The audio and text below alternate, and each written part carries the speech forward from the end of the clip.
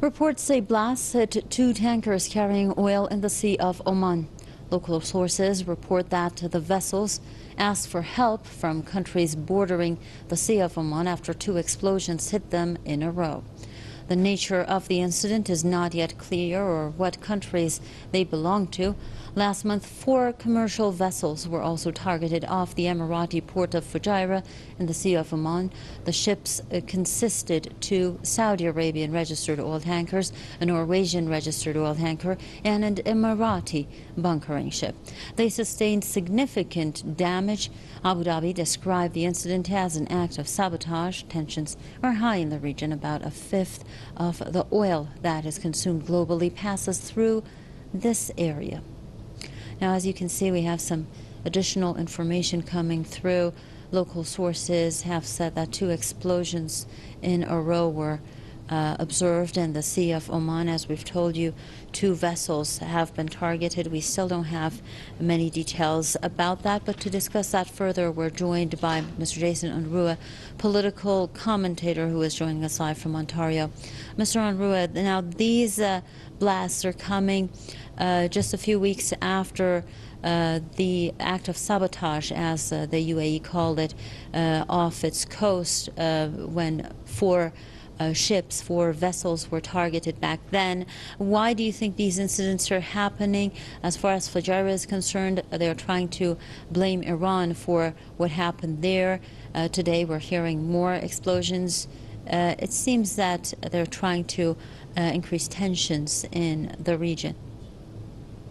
Well, I think it seems very likely that we're looking at a situation where, well, we don't have all the information yet, but the timing and the place that these explosions take is certainly very significant. Now, the Gulf of Oman is mostly bordered by Iran itself, and this comes as the UAE not so much directly accused Iran of being behind the attacks, but other people have. So this is a very sensitive area where even if something small happens, it happens in a place that is very dangerous given the political ramifications of anything that takes place in the region. Now, while we don't yet know exactly what has happened, this could be a simple accident, or this could be, another act of sabotage. I get the feeling that this is something that will probably be blamed on Iran. I think it's very suspicious that all of these things are happening right as, relations between Iran and the United States over the Iran nuclear deal are at a very disturbing period in which the United States is being very belligerent and two-faced about everything that's going on.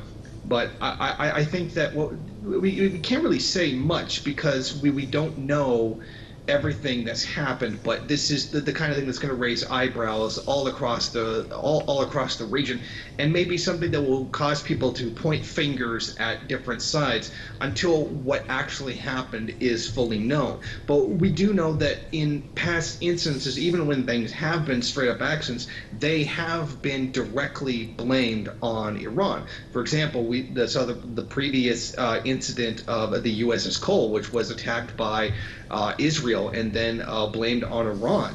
So it is not beyond the realm of possibility that an act of sabotage could take place and then be blamed on Iran, given the current political tension between Iran and the United States.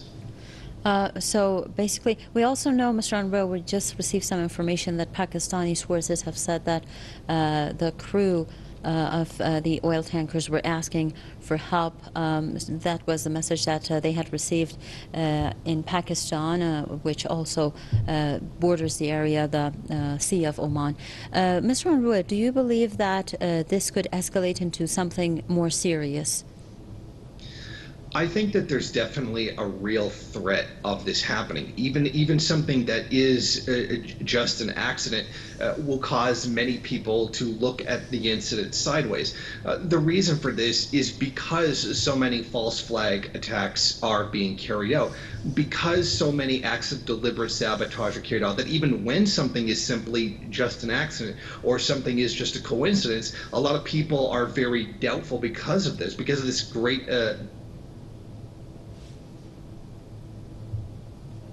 thanks to imperialist meddling in the actual region itself, much of it aimed directly at Iran itself. So when you have a very dangerous situation like this, even a simple spark could start off a powder keg.